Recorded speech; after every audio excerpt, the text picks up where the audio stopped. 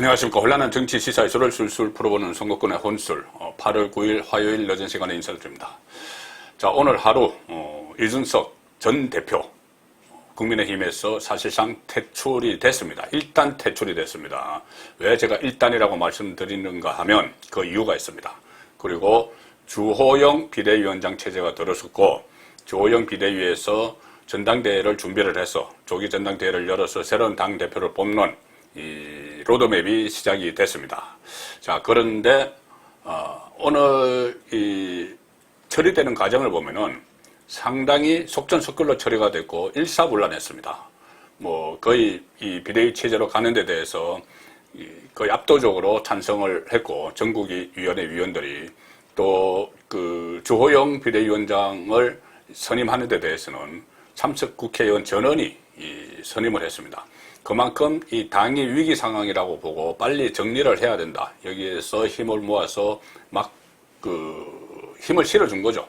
지금 이 체제로, 비대위 체제로 가는 데 대해서 이것은 뭐라고 해도 윤석열 대통령의 의중에 따른 겁니다. 윤석열 대통령이 당무에 개입한다 이런 논란과 별개로 실제로 지금 정권의 지지율이 떨어지고 국정 운영 동력을 확보하지 못하는 상황에서 당을 이 상태로 놔둘 수가 없기 때문에 당을 정비를 하는 그런 차원이죠. 자, 그래서 오늘 이준석은 사실상 퇴출이 됐는데 하나 이상한 것이 있죠. 이준석이 즉각적으로 강하게 반발을 안 합니다. 즉각적으로 하지 않고 며칠 전부터 계속 어떤 이야기를 하냐면은 효력정지 가처분 신청을 내겠다. 그리고 기자회견도 하겠다. 그런데 그것이 13일이다. 자, 13일이면은 이번 주말입니다. 자, 오늘 9일에 다 예정이 되어 있었던 거죠. 9일에 본인이 해고가 되는 그런 일들이 절차가 다 끝나는데 왜 이것을 묵힐까? 내일, 모레, 그 다음에 금요일. 왜 이렇게 묵힐까? 그래서 그때 이 효력정지 가처분 신청도 그때 한다고 할까? 자, 이것은 제가 볼 때는 마지막 이준석의 꼼수입니다. 자, 뭐냐면 이렇게 됩니다. 일단 가처분을 신청을 하겠다는데 효력정지 가처분을 신청을 하겠다는데 이 부분은 이준석에게 유리한 점이 하나도 없습니다. 어떤 식으로 결론이 나든지. 간단하게 설명을 드리면은 지금 이준석이 가처분을 신청하겠다는 건 크게 두 가지입니다. 당윤리위원회의 당원권 정지 6개월 징계, 이것이 부당하다. 이것은 처음부터 할 줄 알았는데 안 하고 있었죠. 두 번째는 그 이후에 비대위가 출범하는 과정에서 절차상의 하자가 있다. 이거 이 두 개를 다 할지 하나만 할지 그것도 아주 분명하지 않습니다만. 자, 그런데 이것이 이준석에게 결코 만만치 않은 게 가령 이런 겁니다. 이 징계가 부당하다. 윤리의 결정에 대해서 그것을 가처분 신청을 인용해서 그거 부당해. 이렇게 법원이 판결을 내리면은 개인은 징계가 부당하다고 했으니 좀 명예가 회복됐다고 생각하겠죠. 그러나 그때 이미 비대위가 본격적으로 활동을 하고 있는데 정치적으로 사실상 아무 의미가 없습니다. 정치적으로는.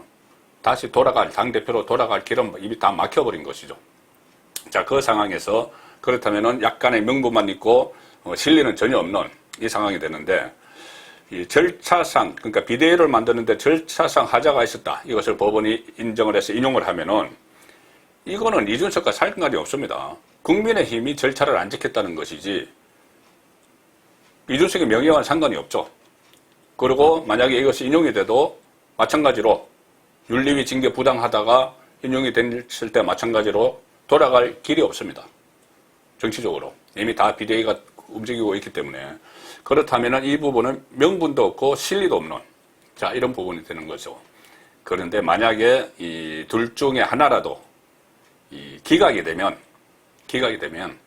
이준석의 징계는 정당했다. 그것을 법원이 공식화해버리는 것이죠. 그리고 이 비대위도 출범이 절차상 하자가 없다. 이것을 공개적으로 선언을 하기 때문에 이준석에게는 최악의 상황이 되는 겁니다. 그래서 종합하면은 이 가처분 신청을 들어가서 이준석에게 좋을 게 하나도 없다는 걸 본인도 다 지금 판단을 했죠. 자, 그런데 여기서 이제 꼼수가 나옵니다. 실제 해서 이득이 없는데 왜 자꾸 한다고 위협을 할까? 기자회견도 한다. 가처분 신청도 낸다. 그런데 왜 그게 지금 당장 오늘 해고가 됐는데 이준석의 성격에 막 무조건 던지고 보는 이 성격에 왜 이것을 뜸을 들일까? 여기에 꼼수가 있습니다. 뭐냐면 일부 언론에서는 이렇게 이야기를 합니다. 주말에 기자회견하고 가처분 신청하는 것은 이슈를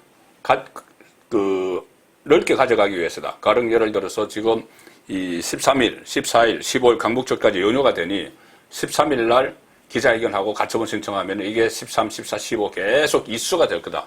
그런데 이 분석은 틀린 겁니다. 이 주말에는 뉴스를 소비하는 그 소비가 거의 없습니다. 주말에는 어떤 휴식을 취하기도 하고 나들이 가기도 하고 해서 뉴스 소비를 안 하죠. 그래서 이것은 틀린 해석이고 실제로는 그 사이에 나에게 협상이 들어오라는 겁니다. 협상이 들어와라. 자, 이준석은 내부 사정에 잘 읽으니까 주호영 비대위원장이 될 줄 알았습니다. 주호영이 아니라 다른 비대위원장이라도 좀 온건파, 이번에는 친윤 쪽에서 하기는 어렵죠. 온건한 쪽에서 비대위원장을 맡을 걸로 다 계산을 하고, 그러면 실제로 온건원자인 주호영 비대위원장이 됐는데, 자, 기다렸다가 지금 조영이 되기를 기다렸다가 협상, 타협을 하기 위한 거죠. 뭘 타협하느냐? 본인이 당대표에 다시 도전하는 길을 열어달라. 그러면 내가 이거 가처분 안 하겠다. 이 이야기를 지금 할 겁니다. 뭐냐면 비대위가 지금 그 주호영 비대위가 5개월 이상 활동을 할 거라는 이야기가 나오죠. 자, 5개월이면은 대표 경선이 1월 중순 이후로 넘어갑니다. 5개월 동안 활동을 하면 전당대회가 1월 중순 이후에 전당대회가 열리게 되죠. 자, 그러면 이준석은 당원권 정지 6개월을 받았는데 1월 8일에 거기서 풀립니다. 당원 자격을 다시 얻죠. 1월 8일에. 그러면은 1월 중순 이후에 열리는 전당대회에 본인이 당대표로 출마를 할 수가 있죠. 자, 그래서 그것을 가지고 마지막 꼼수로 타협을 하기 위한 시간 벌기다. 그렇게 분석이 가능한 것이죠. 그래서 비대위가 5개월 이상 활동을 해주고 당대표 경선이 1월 중순 이후로 넘겨주면 본인이 당원권 정지가 풀려서 당대표에 다시 도전할 수 있다. 그리고 본인은 자신하고 있겠죠. 내가 다시 당대표가 될 수 있어. 2년짜리 당대표 다시 될 수 있어. 왜 그러냐면 최근에 여론조사에서 이준석이 자기 국민의힘 당대표 적합도 1위로 나오죠. 자, 그런데 거기는 상당한 역선택이 들어가 있습니다. 민주당 지지자들이 이준석을 응원을 하는 지금 그런 분위기죠. 자, 그래서 어쨌든 본인은 그걸 믿고 그 전에 작년에 나경원 또 주호영 후보와 장건을 겨뤘을 때도 당심에서는 일방적으로 졌는데 일반 여론에서 이겨서 대표가 됐죠. 그때도 역선택이 들어가 있었습니다. 자, 그것을 믿고 이렇게 제기를 할 수 있다. 이 꼼수죠. 그러면은 대신 주호영에게 뭘 줄 것이냐. 비대위원장에게. 이 가처분 신청 안 한다는 그 카드를 던지겠죠. 가처분 신청 안 할 테니 비대위 5개월 이상 활동하는 것을 약속해라. 아마 이것을 가지고 협상을 벌이게 될 겁니다. 이것이 주호영 위원장에게는 매력적입니다. 왜 그러냐면은 본인이 비대위원장을 하면서 뭔가 성과를 내야 되는데 지금 가처분 신청 같은 것을 하는 이준석 리스크가 이야기가 많이 되고 있죠. 자, 이준석 리스크를 해결했다, 제거했다. 이게 실적이 되는 것이죠. 여기까지 이준석과 주호영의 로드맵인데 이게 과연 그렇게 될까?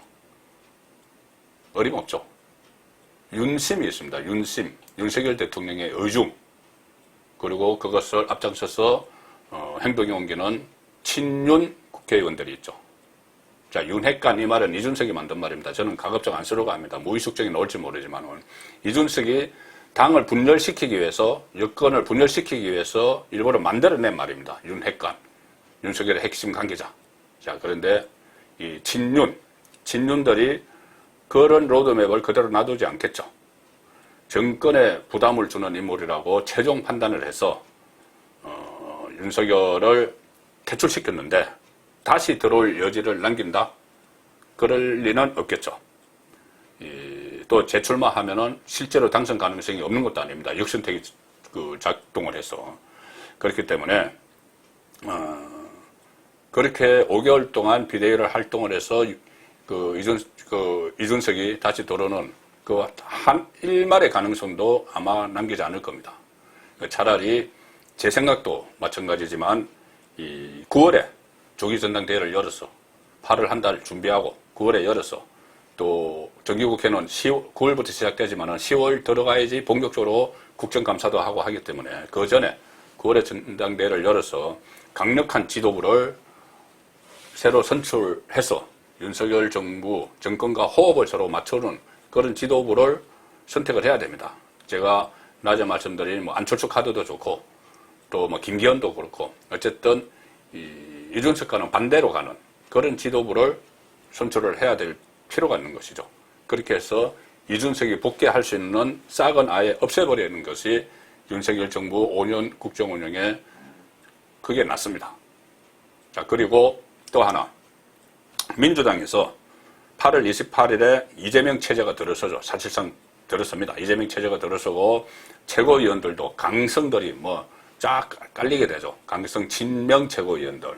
자, 그러면은 이쪽에서 윤석열 대통령을 집중적으로 공격을 할 텐데 이재명을 중심으로 그걸 중간에서 막으려면은 주호영 비대위로는 상당히 좀 약합니다.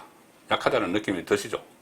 그래서 그것을 중간에 막는 강력한 여당 지도부를 조기에 선출해서 8월 말에 이재명 체제가 들어서면은 9월에는 새로운 여당의 강력한 지도부가 들어서야 될 필요성, 이것 때문에 조기 전당대회가 필요하다. 이것이 아마 친윤 그룹의 생각이고 윤석열 대통령의 의중일 겁니다.